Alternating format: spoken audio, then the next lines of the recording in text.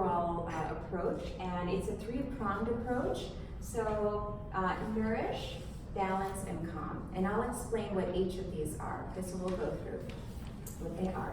So in terms of nourish, let's first start with going back to I think the 1st century AD. So Hippocrates, who's known as the father of modern medicine, once said, "Let food be thy medicine, and let medicine be thy food." So basically the point of this is, if you eat properly, you can stave off many different diseases, not just migraine, high blood pressure, diabetes, cholesterol, heart issues. Diet is so key to our health, and many people don't recognize that. Many doctors don't recognize that. In medical school, the majority of medical schools only give just a few hours of instruction in nutrition, which is really unfortunate. But because diet is so integral to health, we don't start off unhealthy. As children, most of us are pretty healthy, but as we get older, our dietary habits set in, and then health conditions begin, usually sometime in mid-adulthood or even late adulthood. So again, eat properly, and you can avoid many health issues. So in terms of migraine specifically, in terms of nourish, the majority of the population, I'm going to speak specifically for the US, is on a diet called the SAD diet. Now, has anyone heard of the SAD diet? Yes. So what is the SAD diet? Standard American diet. Yes, absolutely. So most people are on the standard. So what is the standard American diet? So it is full of processed foods with a high glycemic index and unhealthy trans fats. Okay. So if you can stay clear of the SAD diet, okay, that will be a huge leap in terms of improving your headaches. If you have the SAD diet, if you don't follow it, great, you're already many steps ahead.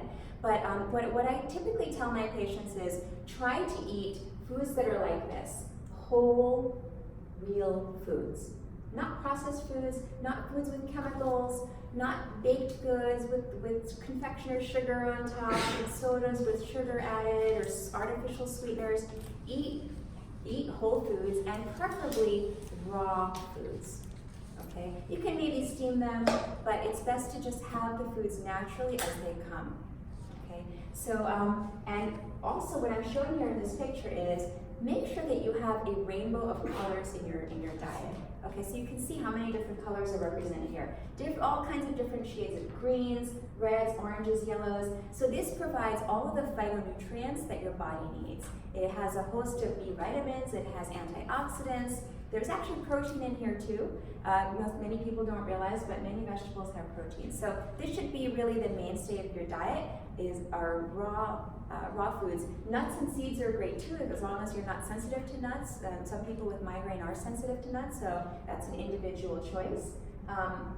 So again, try to avoid the SAD diet. And what I typically tell patients is eat your vegetables first.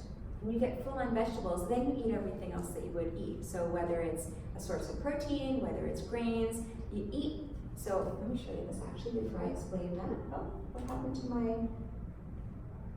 I'm missing the slide. Okay, so I'll describe what I had. I had a picture of a plate, okay, and the plate is divided into half, and half of the plate is full of fruits and vegetables. Okay, so that's what your plate, yep. So that's strange, so it showed up there, but it didn't show, maybe it's down here. Okay, there it is, sorry about that. I had misordered my slides. So half of your plate should be healthy fruits and vegetables. Some are cooked here in this diagram, but most of them are raw. And then a quarter should be a source of protein, and you choose your protein, whether it's meat or soy or eggs or nuts, fish. And then a quarter should be whole grains, not white products, not white rice, not white bread, but whole grains that are complex carbohydrates that your body can break down and not just release as simple sugars. Okay, so that's and the other thing I should mention is, you notice here there's a glass of water. Okay, so we'll talk more about water, but not sugary drinks, not not additives and things like that. So let's just go back. Here we go. So what I actually tend to do is I tend to put my patients on something called, in terms of the diet, not just an anti-SAD diet, but a mitochondrial diet. And if you remember back to biology class in high school, the mitochondria are the organelles within our cells that produce energy. And it's been shown that patients with migraine have poor mitochondrial function. So you want to boost their function, and by eating this kind of a diet with all the phytonutrients that I was describing before, healthy fats with nuts, and healthy sources of protein, you can really improve the function of your mitochondria. Now, I'm simplifying, really simplifying here, but so I use this mitochondrial diet, and I'll explain a little bit more about it towards the end of my talk. But that's what I do. And then in terms of nourishing, water is so important. So many patients ask me, how much should I be drinking every day? And my general rule of thumb is, most people will say, oh, is it 8 glasses, is it 6 glasses? But my general rule of thumb is, you take your body weight in pounds, you divide by 2, and that's how many ounces you should be drinking every day. Now, it doesn't have to be only water. It could be water, it could be coconut water, it could be other liquids without sugar, okay, and without extra calories. So if you're drinking beer, that's not a good thing, okay, because of all the extra calories there. Wine once in a while is okay, but try to gauge your intake. And sometimes patients say, I just can't drink that much water, or sometimes patients have heart issues or kidney issues. You can actually get your water from foods. So many fruits and vegetables are rich in 90% water or 95% water. So you can actually get some of your water from the foods that you're eating. So again, that's the formula that I use. In terms of caffeine, someone had mentioned caffeine before. So caffeine and migraine is a double-edged sword, the relationship. So what caffeine does is, in the brain, it acts on adenosine receptors and it constricts blood vessels. So you would think that, oh, if the blood vessels are dilated in the brain, then constriction should be good, it should help the headache. But what happens is, people can have a little bit of caffeine, it may help their headache, but when they start to have too much caffeine, the blood vessels don't respond as well. And there's something called autoregulation of blood vessels, and that autoregulation gets disrupted. So basically, you don't want to have too much caffeine. So I typically tell my patients with migraine, think about how much caffeine you have in a day, and try to cut that number by half. Okay, so if you have 4 cups a day, 2 cups max. If you have 2 cups a day, 1 cup. And if you're going to choose a caffeine alternative instead of coffee, you may want to choose green tea, because green tea has a little bit of caffeine, but it also has other nutrients and antioxidants in it as well. So those are some things to consider. So now my next tenet here in terms of the migraine regimen is balance. And what balance basically means is, if there are systems within the body that are out of balance, you want to get them back in balance. So it may have to do with hormones, it may have to do with fluid balance, it may have to do with other issues. But what I typically do is I use a host of, depending on the patient, this is very individualized, supplements and botanicals to try to rebalance the body. So many patients with migraine actually have magnesium deficiency. Now, has anyone heard of that before? Mm-hmm. Yeah, so half and half in the audience. But oftentimes, most doctors will know this, but they may not necessarily treat you for this. So there are different ways to give magnesium. So you can either do an infusion of magnesium, which is done in the doctor's office. It actually works very well. So studies have shown that magnesium infusions once a month are very effective at reducing usually acute attacks of migraine. If someone's in status migrainosis, they're having a prolonged migraine, it can be very effective, but oral magnesium is also very, very, very beneficial. And I usually put my patients on magnesium for anywhere from 3 to 6 months until their symptoms improve. And the type of magnesium is so important, because there are many magnesiums out there.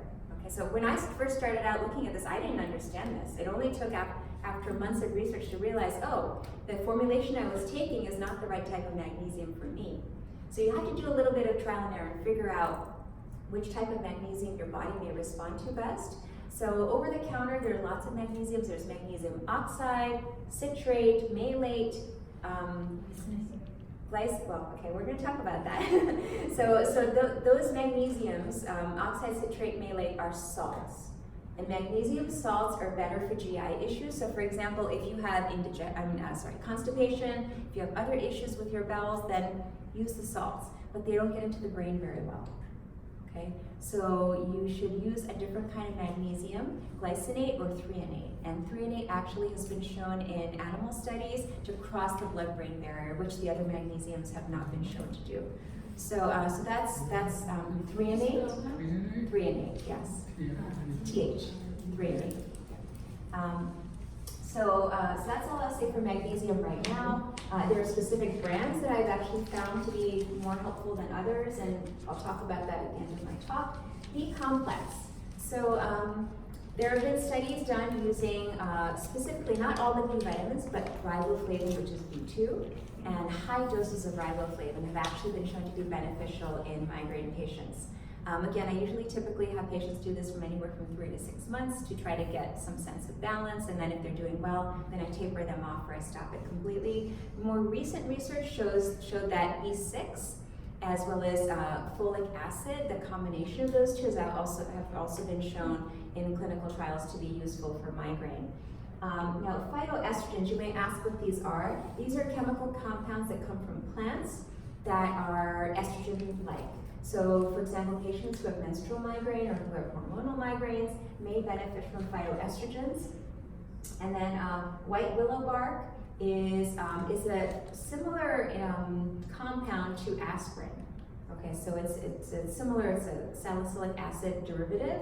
So it has anti-inflammatory properties, anti-pain, analgesic properties, so it can be used as well. And then curcumin, which is the active ingredient in turmeric, is anti-inflammatory as well. So, and there are many others actually. So this is only a brief list, but there are many others that I use. There's been some recent research with vitamin D and migraine, the benefit of vitamin D in patients with migraine. So there are more and more studies are coming out as time goes on, and people are trying these complementary approaches for treatment. Now, in terms of balance, the health of your Is that treatment or prevention?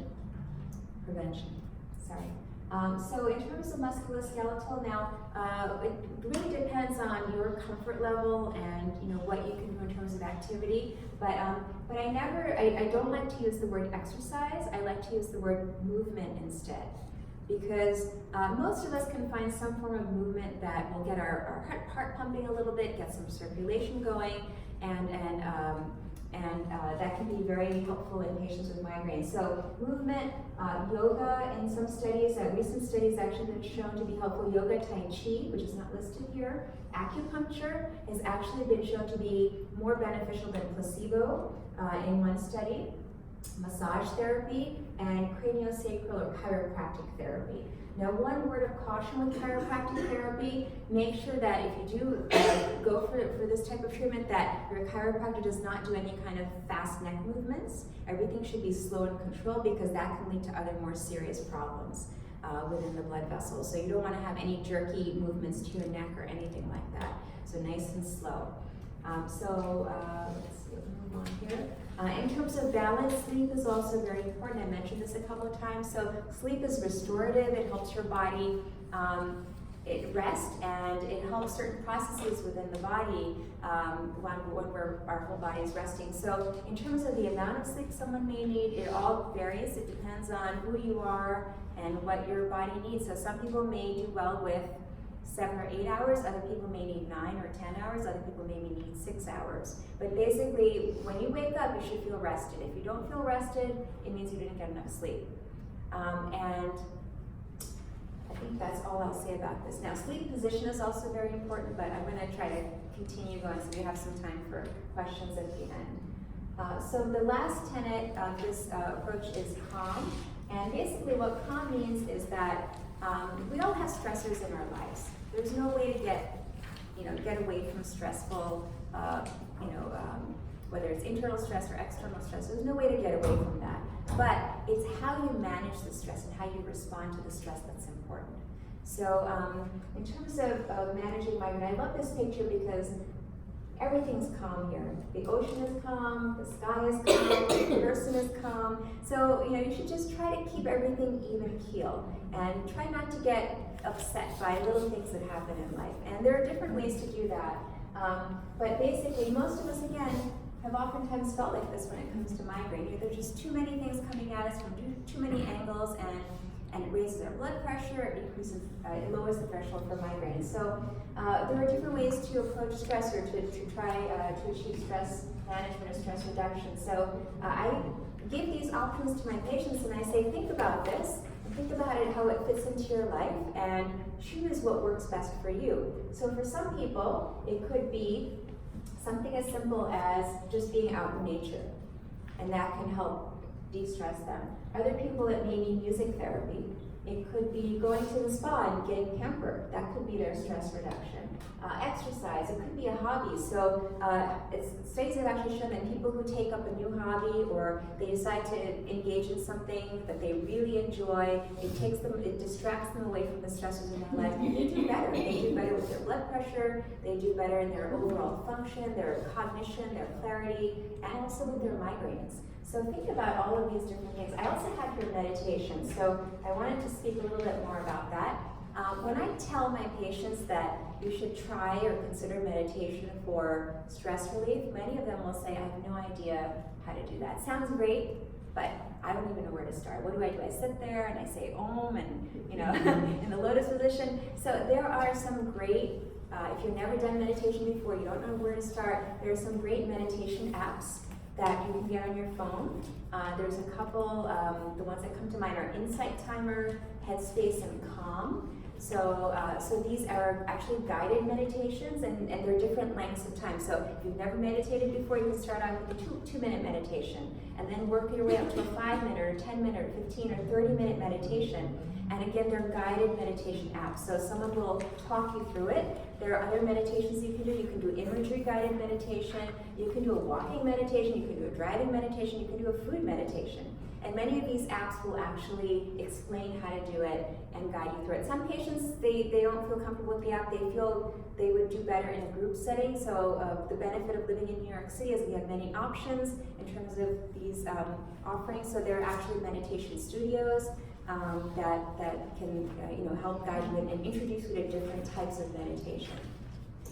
Mindfulness meditation is something that is really the hot trend right now. I'm sure you've all heard about it. Mindfulness basically means that you're being in the moment, you're being present, you're observing your body, you're observing your breath, and that's a good way to do meditation as well. Sometimes patients, they only have time for just a couple of minutes, so it may be worthwhile just to sit at your desk and do a brief 2-minute, just closing your eyes and resting, and just breathing, in and out, and counting your breath, and that could be your meditation. So again, there are many different ways to do it. The other thing I really like to calm my patients, or works very well for me also, is essential oils. Now, I don't know if any of you have used essential oils for anything, whether health related or not, or aromatherapy, some people like to call it, but there are specific oils that can be very useful. So the ones that I found to be most useful are peppermint, lavender, and eucalyptus. And some patients with migraine, they may be very sensitive to certain smells, so they can't use these oils, but if you can tolerate them, you can even dilute them so the smell is not as strong, but there are different, you can put it in a vaporizer in your house or in your I like to do it next to my bed, so while I'm sleeping at night, I'm actually breathing in that smell. You can do it topically. You can do, for example, a bath with some oil. I have some patients who actually combine the magnesium and the oil. So there's magnesium oil you can get, and you can do a bath with magnesium oil. So those are just some options for treatment. Some people actually put it in their food. It's not something I would recommend at a high dosage, but sometimes people would add a drop or two of peppermint oil to what they're cooking, so it can add a little bit of flavor as well.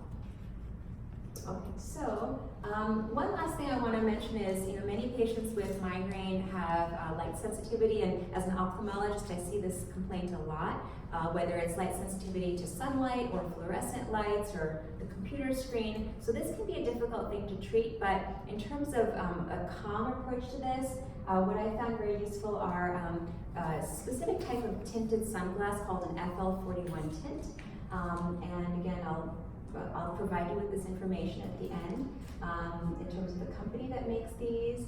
And then the other thing I found useful is if someone has a lot of light sensitivity from their device or their computer screen, then there are screen filter apps that can actually take out we don't realize it, but there's actually a flicker rate in many types of light. So fluorescent lights have an intrinsic flicker rate. It's constantly going on and off, on and off, on and off. And computer screens have a very, very high flicker rate.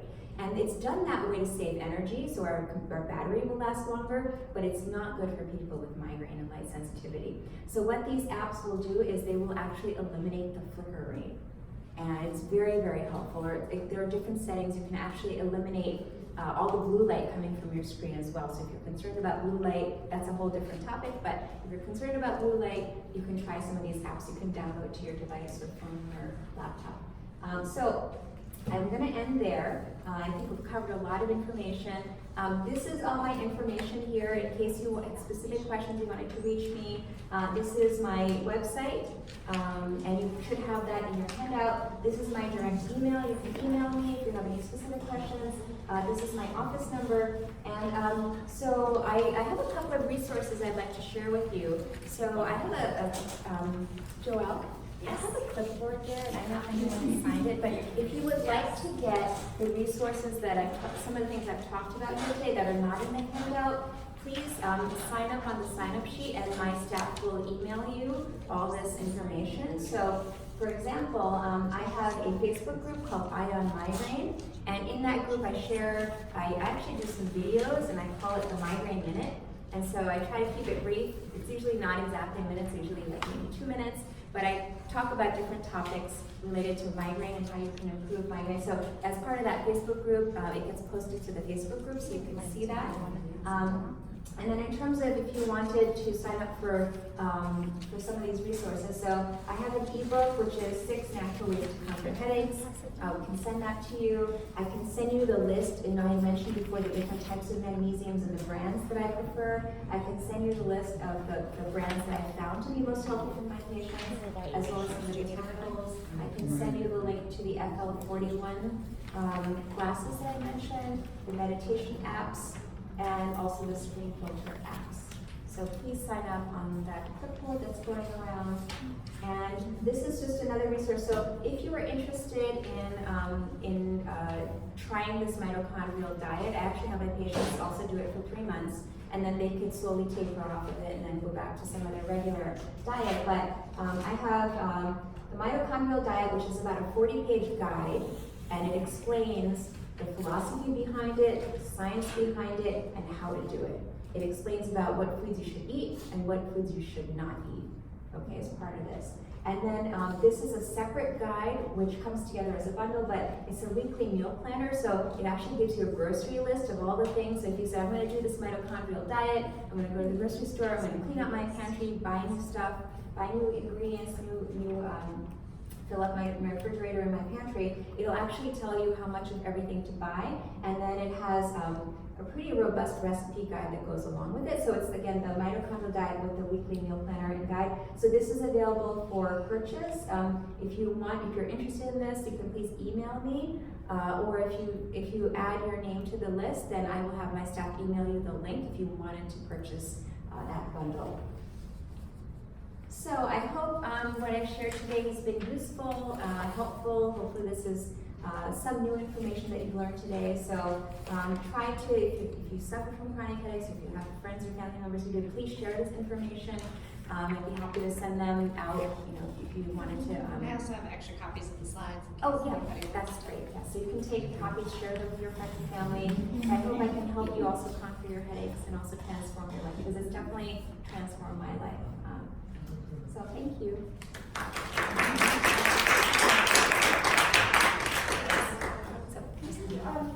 Just backtrack and go over the positioning at night. So Yes. So I don't have a picture of it, but here we go. So this may not be perfectly representative, but basically your neck needs support. Okay, so you need to have something there, whether you roll up a towel and you put it under your neck, or what I found to be useful there are some pillows that are specifically designed for neck support. Some of them are Tempur-Pedic or foam pillows, and it's really, for me at least, I have a lot of neck issues, so it really helped me in terms of stabilizing my neck. And some people have cervical issues where there's compression of nerves in the neck, and it helps to relieve the direct pressure off the nerves. And then you had a question as well. Yeah, the apps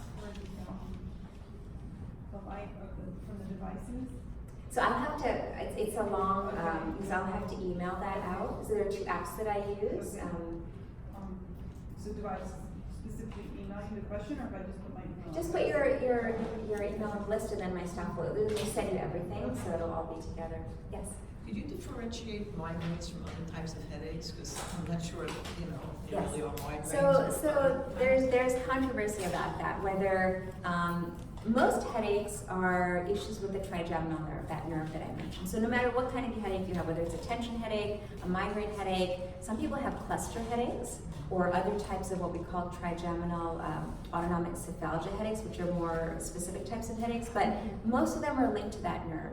And in the medical world, there are some doctors that actually believe that all headaches are along the spectrum of migraine. So I don't always differentiate. I mean, usually, so there are clinical criteria for migraine. And so I'm going to simplify, but the main criteria are light sensitivity, sound sensitivity, certain frequency. You've had a certain number of episodes over a certain number of period of time, and then also nausea and vomiting that go along with it. So that's the classic type of migraine, but there are people who get just aura, but they don't get the actual headache.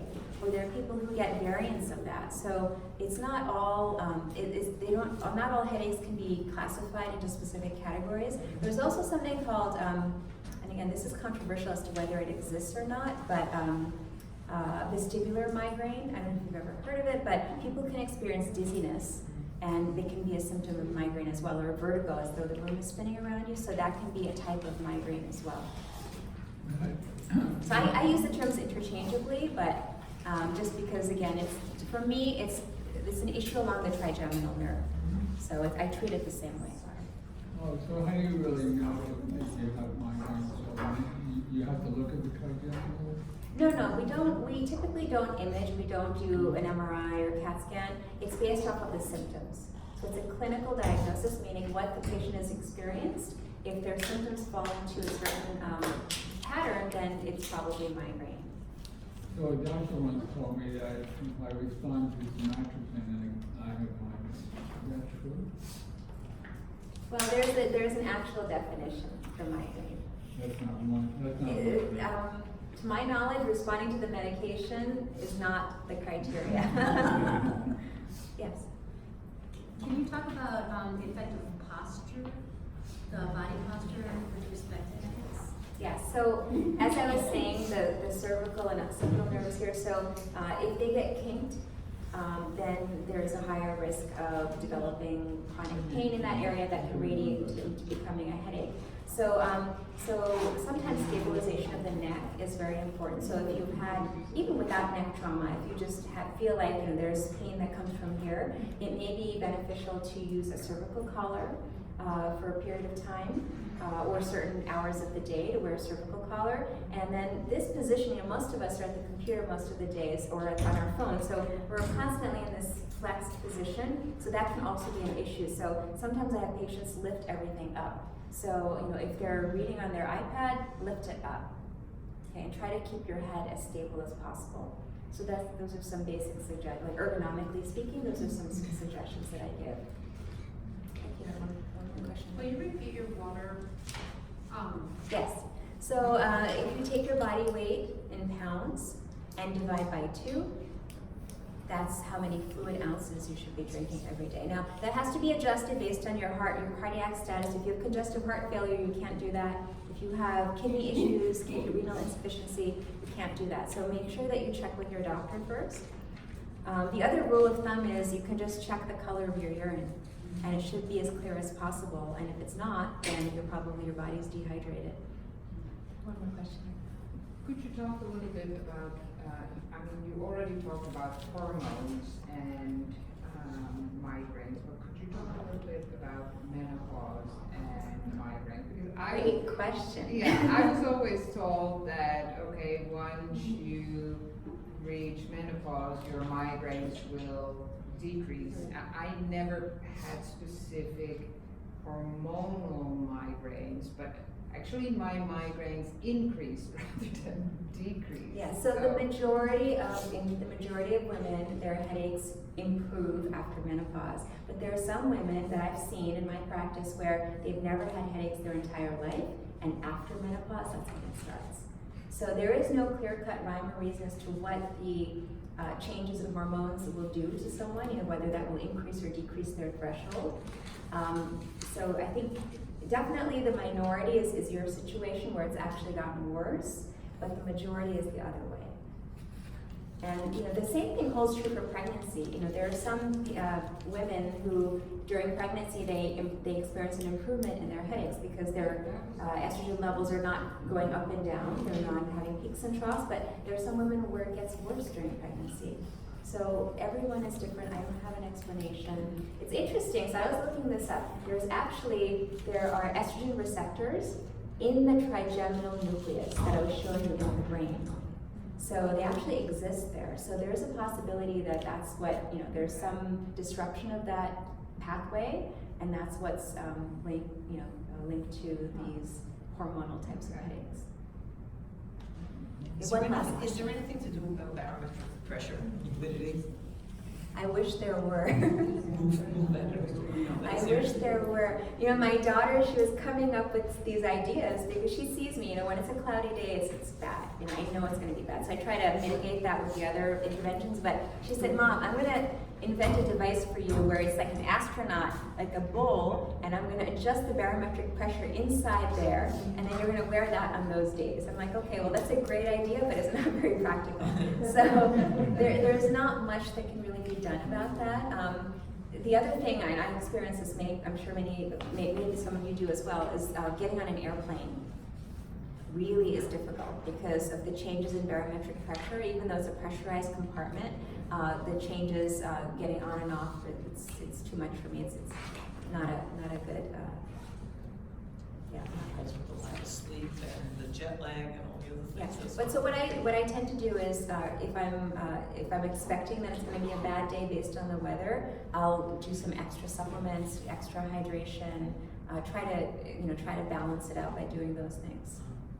There's one last I question. haven't said anything about sinus, because I know for me, I've been told I don't have allergies really, but I know I get a fullness in the sinus. Yeah, so that's a great question. So it's interesting. So in the classification of the headache syndromes, there is no such thing as sinus headache. Even though in the lay terminology, people will say, "Oh, I have a sinus." You can buy Sudafed sinus, for example, right? So for your sinus headaches, but in the medical, actual classifications, it does not exist. It's the reason why people experience headaches or they can be triggered by this is because the same nerve, the trigeminal nerve, goes to the sinuses.